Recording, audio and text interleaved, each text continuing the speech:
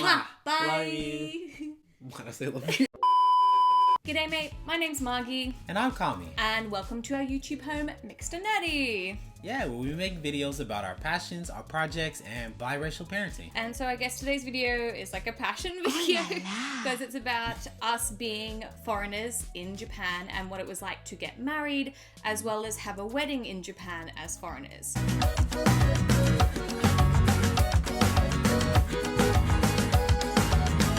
Basically, those things are actually two completely different things in Japan. Yeah, and I was actually only there for one of those things. Yeah, so we thought it would be something interesting to talk about, how we met in Japan and our proposal story in Japan are very popular videos on our channel, so we wanted to sort of share with you guys what it was like for us.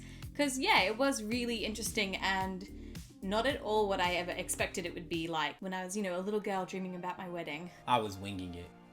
What did you think your wedding would be like? I don't know. I don't know if I ever actually pictured myself getting married. I had a bunch of relationships that just didn't quite pan out. And yeah, I just thought I was going to be the eternal bachelor. I find that super hard to believe considering I was not the first person that you proposed to. Wow. Oh my god!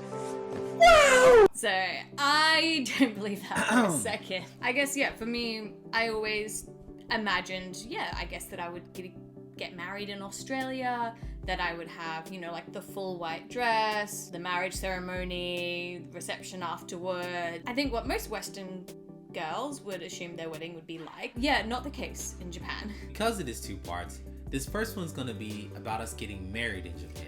And then we'll be doing a second video about our actual wedding in Japan. Because, they were like 2 months apart from each other, basically? Oh, yeah. Starting with the marriage. Yeah, in Japan, there is a bunch of paperwork, and I'm not super familiar with the process in the States, or at least it felt like significantly more paperwork because we were two foreigners getting married in a foreign country with all kinds of special red tape around that. Almost imagine like a court wedding, but just take away like the wedding part, and instead of being at the court, you're at your local like council building, basically. Yeah, it's like a local municipality building. So if you want to get married in Japan, how it works is, it's a 2 separate step process. The wedding is very much like a party. Like that's all it is. There's no actual formality to it or any legality either. All of that happens actually at like your local ward office, where basically you just get a piece of paper and you fill in like your details, you fill in his details. You need witnesses though, like that still does exist. So our witnesses had to be Japanese citizens. So my friend and her husband were our witnesses. Hi, so editing Margie here. I just wanted to add in a little bit extra about the 2 witnesses that we had. So unlike in America or Australia, where your witnesses have to be present in front of you and in front of an official as well, that is not the case in Japan. Our witnesses were just at home. Well, I was actually at their home and they were like helping me fill in the paperwork. But realistically, they could have just signed it at any stage, and then I bring it to the official and they just take my word that these 2 people are legit and actual citizens of Japan and actually witnessed both of us signing the paperwork. So it's a little bit more relaxed in Japan than it is in Australia or America. And I know, it's kind of funny. I don't think that would fly in either country. So I just wanted to mention that. And basically we just sat there with them and they like helped us translate everything, put it all in Japanese on a piece of paper. Yes. And then you left. Bye, have a great time.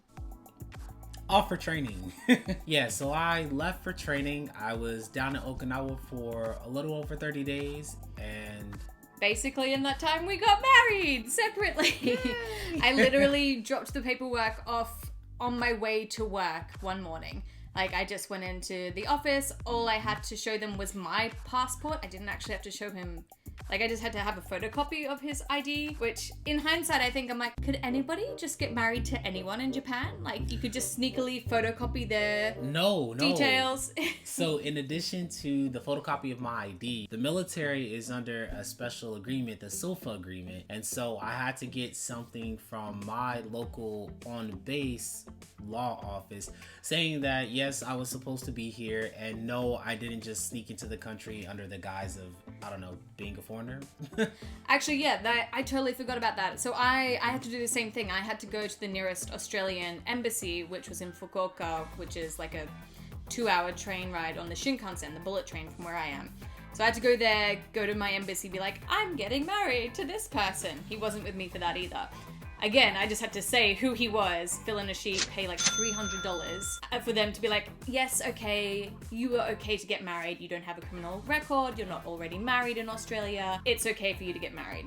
Yours was free because you got to do it on base, but... Oh, yeah, it was nowhere near as official. It was just like a piece of paper. It had like 5 lines on it, and 3 of those lines were people's names. And then the last signature was the person who gave me the paper. So they were like, so much easier for him. What's her name? I was like, yeah, what's your name? I was like, sweet. They're like, yeah, This you're is not my a name. fake person.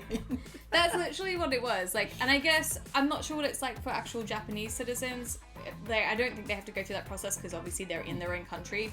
But we had to show proof from our countries that we were able to be wed. Yeah, I just rocked up to the council ward office with all that. I then had that also translated into Japanese as well. Yes. Gave them all the paperwork, sat down, and about 12 seconds later. they called me up. They're like, okay.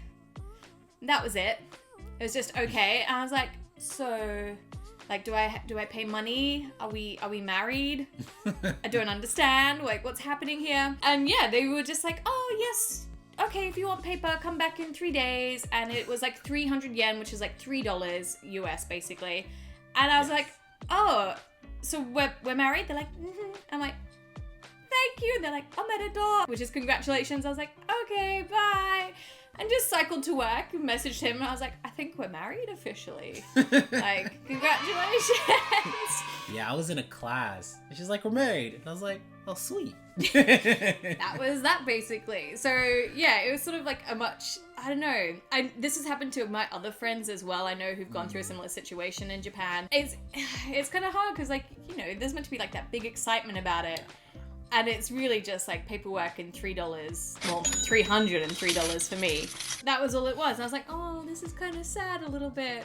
So we talked about it and we're like, okay, we want to have an actual like wedding party. Because that's what usually people in Japan would do, is have the actual party later on or like a week later or something like that. So guys, that's basically the story of how we officially got married in Japan. Yeah, so thank you guys for watching, and definitely stay tuned for part 2.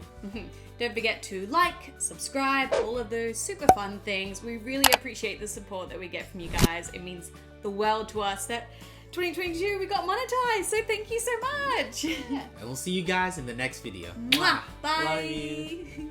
I say love you. Mwah. Bye. Bye.